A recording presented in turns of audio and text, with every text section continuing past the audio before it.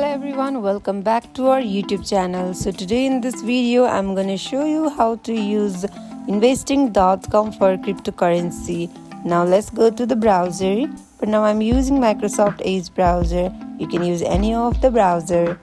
Search for investing.com and enter. It will open this homepage of investing.com. Here first sign in with your investing.com account. Now on topmost you can see many options like my watch list, crypto news, analysis.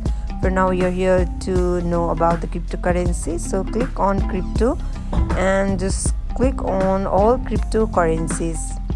It will show you more detail about all cryptocurrencies, so click on it. It will open this kind of website.